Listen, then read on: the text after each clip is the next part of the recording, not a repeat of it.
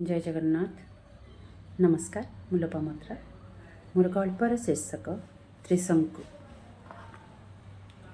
मोर आज्ञा घंटा दुकानटी एक स्वतंत्र प्रकारर गोलाकार आखिलगा जबकाचटिए भितर मो जीवन सरुथाए टिक टिक करी। तारि भितर दे मु घंटा मानक पेट को खोली देखे। एते सरुसूक्ष्म कारसादिया जंत्र सबु थांती जे तिड़े हचकी मच हेले ଯତ୍ନରେ ସଜିଲ କରିଥିବା ଏ ଯନ୍ତ୍ରତକ ଏମିତି ବାଗରେ କୁଆଡ଼ିକି ଗଡ଼ିଯିବେ ଯେ ବ୍ରହ୍ମା ବି ଟେର ପାଇବେନି। ଆମେ ତ ଛାର ମଣିଷ। ପିଲାଦିନେ ମୁଁ ସମସ୍ତଙ୍କର ହାତଘଣ୍ଟା ଖୋଲି ଦେଉଥିଲି। ମୋର ହେତୁ ପାଇବା ପରେ ବି ଏ ବିଲକ୍ଷଣ କୌତୁହଳଟି ମୋର କୌଣସି ପ୍ରକାର ଦମନ ହେଇନି। କେମିତି ଆଉ କାହିଁକି ଖୋଲା ଯୋଡ଼ାଯାଏ ସେ କଥା ବିଚାରିବା ପରି ବୁଦ୍ଧି ତ ନଥିଲା, ଥିଲା ଶୁଦ୍ଧ ଆଗ୍ରହ। ବହେ ବହେ ଛେଚା ଖାଇଲା ପରେ ବି ଯେଉଁ କଥାକୁ ସେ କଥା। ନିମଗ୍ନ ତପସ୍ୱୀ ପରି ମୁଁ ଟିକି ନିକି କରି ଘଣ୍ଟା ଖୋଲୁଥିଲି ଆଉ ବନ୍ଦ କରିବା ଚେଷ୍ଟାରେ ପ୍ରତିଥର ହାରୁଥିଲେ ବି ଚେଷ୍ଟା ଛାଡ଼ୁନଥିଲି। ଅଗତ୍ୟା ପୁଣି କୁଟା ଖାଉଥିଲେ। ବାପା, ଦାଦା, ମାମୁଁ, କକା, ବଡ଼ ବାପା ସମସ୍ତଙ୍କର ହାତଘଣ୍ଟା ପରେ ପାଳି ପଡ଼ୁଥିଲା କୁଣିଆ ମଉସା ପିଉସାଙ୍କର। ସେତେବେଳେ ଘଣ୍ଟା ପୁଣି ଯେଉଁ ମହରଗ, ଯୌତୁକରେ ପ୍ରାପ୍ତ ସମ୍ପତ୍ତି, ଗୋଲ୍ଡେନ୍ ବ୍ୟାଣ୍ଡବାଲା। ପିଲେ ଯେତେବେଳେ ଦାଣ୍ଡ ଦୋଳି ଉଡ଼େଇ ଡେଣା ମାଖିଲା ପରି ଉଡ଼ି ଯାଉଥିଲେ, ମୁଁ ସେତେବେଳେ ଚେର ଲାଗିଗଲା ଧାନାବସ୍ଥା ପରି ଲାଥୁକି ଗୋଟିଏ ଜାଗାରେ ବସି ମୋ ସଂଗ୍ରହ ମଣିରୁ ଯାଦୁ କଲା ପରି ଜିନିଷ ସବୁ କାଢ଼େ ଆଉ ମରାମତି କରେ। ବୋଉର ମୁଣ୍ଡ କଣ୍ଟାଠୁ କାନ୍ଥର ପିରିଗ କଣ୍ଟା କ'ଣ ନଥାଏ ମୋ ମଣିରେ? ଶ୍ରେଣୀରେ ଗୁରୁଜୀ ପଚାରିଲା ବେଳେ ପଚାରନ୍ତି, ବଡ଼ ହେଲେ କିଏ କ'ଣ ହବ ରେ? ସାଙ୍ଗମାନେ କେତେ କ'ଣ କୁହନ୍ତି। କିଏ କହେ ଉଡ଼ାଜାହାଜକୁ ଛୁଇଁବ, ତ କିଏ କହେ ମଣିଷର ପେଟ ସଜାଡ଼ିବ। ମୋତେ ଯେତେବେଳେ ପଚରାଯାଏ ମୋ ପାଟିରେ ଜାବ ପଡ଼ିଯାଏ। ଡର ଥାଏ କି ଏବେ ଯଦି କହିବି ସମସ୍ତେ ହେଁ ହେଁ କରି ହସିବେ। ମାଷ୍ଟ୍ରେ ବାଡ଼ି ଉଞ୍ଚାନ୍ତି, କହ ବଡ଼ ହେଲେ କ'ଣ ହବ? ମୁଁ ବଡ଼ ଦବା ଦବା ସ୍ୱରରେ କହେ ମିସ୍ତ୍ରୀ। ରାଗରେ ମାଷ୍ଟ୍ରେ ପାଞ୍ଚଣଟା ପିଟି ଦିଅନ୍ତି ଜକା ପାପୁଲିଟିକୁ ଭିଡ଼ି ଧରି। ଆଉ ଅସ୍ପଷ୍ଟ ଧ୍ୱନିରେ ରାଗନ୍ତି ଆଉ କୁହନ୍ତି ଅଲଜ୍ଜା କୋଠିକାର। ମୁଁ ଆହୁରି ଆସ୍ତେ କାହାରିକୁ ନ ଶୁଭିଲା ପରି ଢୋକି ଦେଇ ପେଟ ଭିତରେ କହେ ଖାଲି ମିସ୍ତ୍ରୀ ନୁହେଁ, ଘଣ୍ଟା ମିସ୍ତ୍ରୀ। ଯେଉଁମାନେ ଯାହା ଯାହା କହିଥିଲେ ସମସ୍ତେ ସମୟ ଅନୁସାରେ କିଏ ନିଜର ବଦଳେଇ ଦେଲା ତ କାହାର ବଦଳିଗଲା, ମୁଁ ଖବର ରଖିନି। ମୁଁ କିନ୍ତୁ ସ୍ଥିର ଥିଲି ମୋ ଲକ୍ଷ୍ୟରେ। ଘରେ ଅବଶ୍ୟ ଆବଶ୍ୟକତାଠୁ ଅଧିକ ଚେଷ୍ଟା କରୁଥିଲେ ମୋତେ ଇଞ୍ଜିନିୟରଟେ କରିବାକୁ। ଏତେ ତ ଭଲ ଯନ୍ତ୍ର କାମ ଜାଣିଛୁ, ଖାଲି ଗୋଟେ ସାର୍ଟିଫିକେଟ୍ ହାତେଇଲେ ଗଲା। ତାପରେ ଉଡ଼ିଯିବୁ ରେ, ଆଲାଦିନର ଯାଦୁଇ ଚିରା ତ ହାତରେ ଥିବ। ଦୌଡ଼ିବା ଶିଖିଯିବୁ, ସମୟକୁ ପଛରେ ପକାଇବୁ। କିଏ ଚାହୁଁଥିଲା ଯେ ସମୟକୁ ପଛରେ ପକାଇବାକୁ? ଦୌଡ଼ିବାକୁ କିଏ ବା ଚାହୁଁଥିଲା? ମୁଁ ତ ଚାହୁଁଥିଲି ଥିରିକି ବସି ଯନ୍ତ୍ର ସଜାଡ଼ୁଥିବା ସ୍ୱପ୍ନମାନଙ୍କୁ ଆଖିରେ ଧରି ରଖିବି। ଏବେ ମୋ ଚାରିପଟେ ବିଭିନ୍ନ ଆକାର ଓ ଆକୃତିର ସମୟ ଗଣାଉଥିବା ଯନ୍ତ୍ର। ଟିକ୍ ଟିକ୍ ଠିକ୍ ଠିକ୍ ଟିକ୍ ଟିକ୍। କେତୋଟିର ହାତ ଅଚଳ, କେତେକ ନିଜର ସୀମା ଡେଇଁ ସେପାରେ ତ କିଏ ପଛୁଆ ଚାଲୁଛି ଆଣ୍ଠେଇ ପିଟି ମୁହୂର୍ତ୍ତ ସବୁକୁ ଗୋଟି ପିଟି। ମୋର କାମ ସମସ୍ତଙ୍କୁ ଗୋଟିଏ ସଳରେଖାରେ କଥା କୁହେବା, ପାଞ୍ଚକ ଯାଏଁ ପଣିକିଆକୁ ଘୋଷେଇ ଦେବା। 12×5 = 60, ସେଇଠି ଥ, ପୁଣି 5×5। ବିଜ୍ଞାନଠୁ ପୋଥି ଯାଏଁ କାହିଁ କେତେ କଥା ଏ ଘଣ୍ଟାଙ୍କୁ ନେଇ।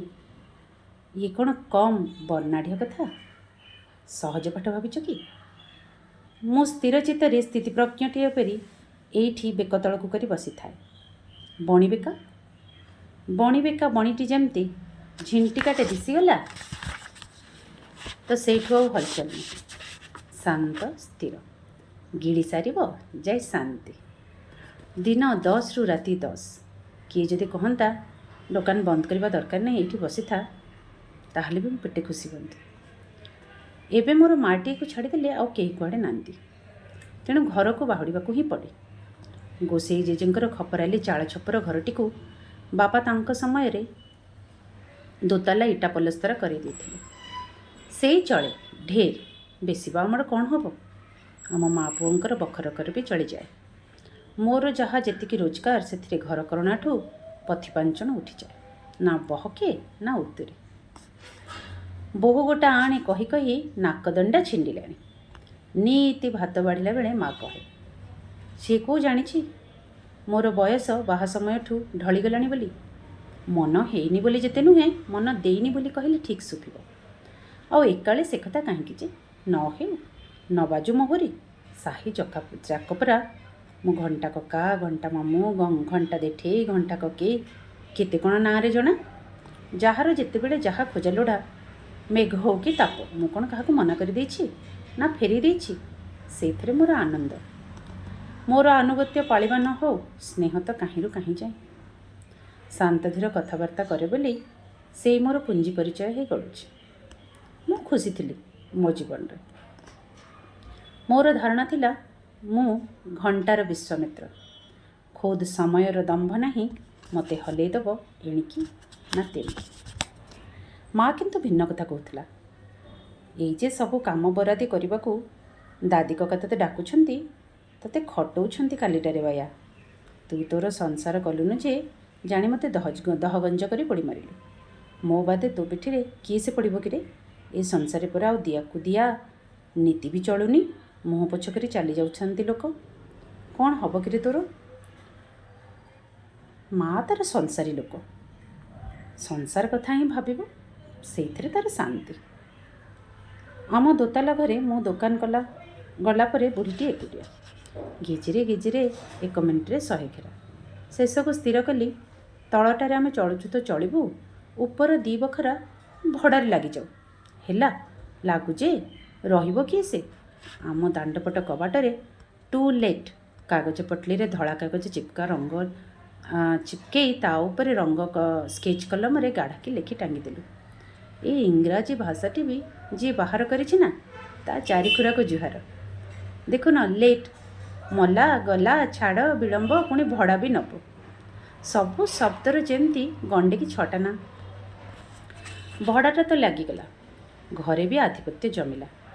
ମୋର ଉପର ଘରେ ଥିବା ଘଣ୍ଟା ବଖରାଟି ବଦଳରେ ମୁଁ ତଳେ ଗୋଟେ ବଖରା ସେମାନଙ୍କୁ ଦେଇଥିଲି। କାରଣ ମୋର ଏତେ ଟିକି ନିଖି ଜିନିଷ ଧରି ଓହ୍ଲେଇ ଆସିବା ସମ୍ଭବ ନଥିଲା।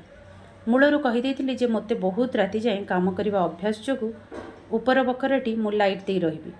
ଦ୍ୱିତୀୟ କଥା, ମୋ ଜିନିଷପତ୍ର ଥିବା ସେ ବଖରାଟିକୁ କାହାରିକୁ ମଧ୍ୟ ପ୍ରବେଶ ନାହିଁ। ଯେହେତୁ ମୋର ଛୋଟିଆ କଣ୍ଟା ପିନ୍ଟେ ବି ଏକର ସେକର ହେଲେ ମୋ ହୃତ୍ସ୍ପନ୍ଦନ ବିକଳ। ଘଣ୍ଟା ଆଉ ତା ପେଟର କଣ୍ଟା ସବୁ ମୋର ବଡ଼ ଆପଣାର। କହିଥିଲି ତ।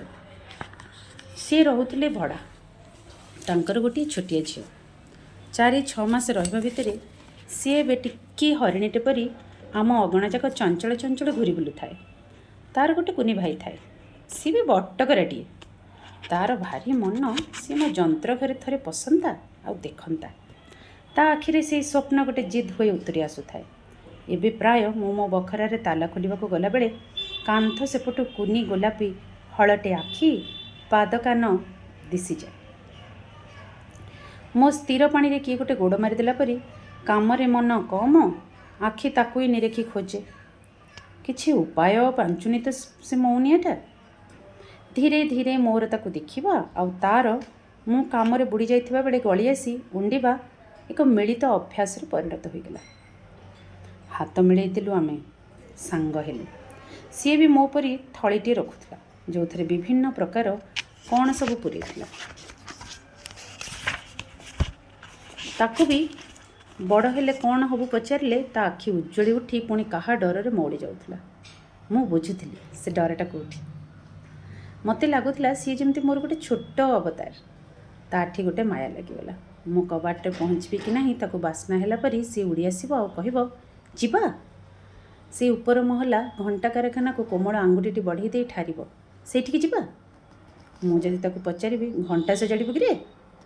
କୋଳି ପରି ପାଣି ଢଳ ଢଳ ଆଖିରେ କହିବ, ନା। ଆଉ ଆସ୍ତିକି ମୋ ପାଖରେ କାନ ପାଖରେ ଆସି କହିବ, ମୁଁ ସମୟକୁ ଜିତିଯିବି ପରା, ଘଣ୍ଟା ମୋତେ ଧରିପାରିବନି। ଆଉ ତୋର ସେ ମୁଣିଟାରେ କ'ଣ ଅଛି କିରେ? ପଚାରିଲେ ଫିକ୍ କରି ହସିଦେବ ଆଉ କହିବ, ରୁହ, ଦିନେ ଦେଖେଇବିନି କି? ମୁଁ ଜାଣିଛି ତମେ ପରା ମୋ ମୁଣି ଦେଖିବାକୁ ଜଗି ବସିଛ। ଆଚ୍ଛା, ଘଣ୍ଟା ପରି ତୁମକୁ ସମୟ ବି ସଜାଡ଼ି ଆସେ କି? ତା ହସ ଅମ୍ଳାନ ଅମୃତ ପରି ଲାଗେ। ମୁଁ କହେ, ସମୟ ପୁରା ଘଣ୍ଟା ଭିତରେ କଏଦ, ମୋତେ ଆସେ ଯେ ସମୟକୁ ସଜାଡ଼ି। ଏମିତି ଆମ ସଙ୍ଗାତପଣ ଗାଢ଼ ହେଉଥିଲା ଦିନକୁ ଦିନ ସିନା ପୋଟଳି ସିଏ ଖୋଲୁନଥିଲା। ମୁଁ ଦେଖିବାର ଜିଜ୍ଞାସାକୁ ମଉଳଉ ନଥିଲି। ଯେତେଥର ପଚାରୁଥିଲି ସେ କେବଳ ହସି ଦେଉଥିଲା। ମଣିଷକୁ ଯେଉଁ କଥା ମନା, ଲୁଚା ମଣିଷର ସବୁତକ ଏକାଗ୍ରଚିତ୍ତ ସେଇଠି, ନୁହେଁ କି?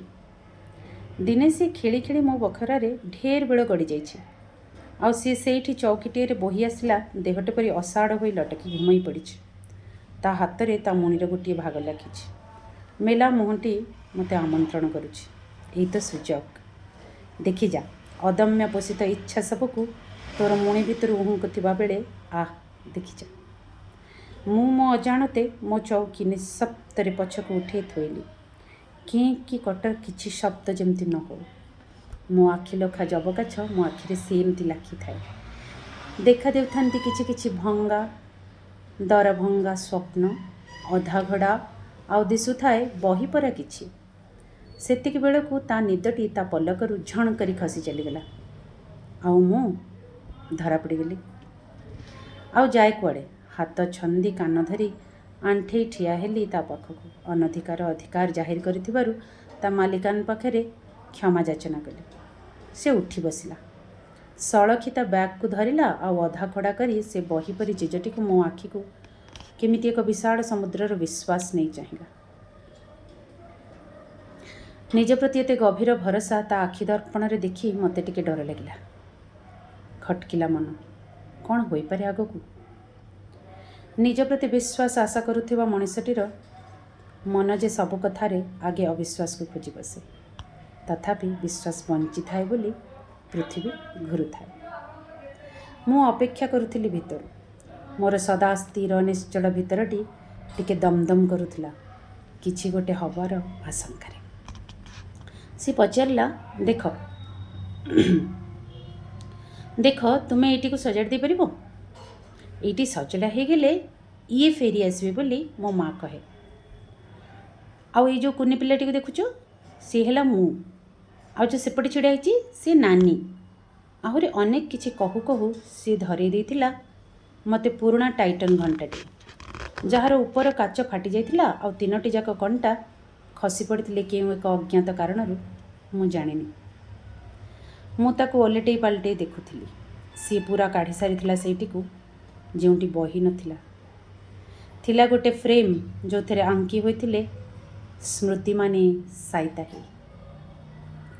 ଜଣେ ଯୁବକଙ୍କ କୋଳରେ ଶିଶୁଟିଏ, ଆଉ କଡ଼କୁ କବାଟ ପଛରୁ ଅପସରି ଯାଉଥିଲେ ହଳେ ଶୁଷ୍କ ପାଦ ନିଜ ଉପସ୍ଥିତିର ଆଭାସ ଜଣେଇ ଦେବାକୁ ନ ଚାହିଁ ନିଃଶବ୍ଦରେ। ହେଲେ ପବନ ତରଙ୍ଗ ଯେ ଭାରି ଅମାନିଆ। ମୋର ତପସ୍ୟା ଚହଲିଗଲା। ଧନ୍ୟବାଦ। ଜୟ ଜଗନ୍ନାଥ।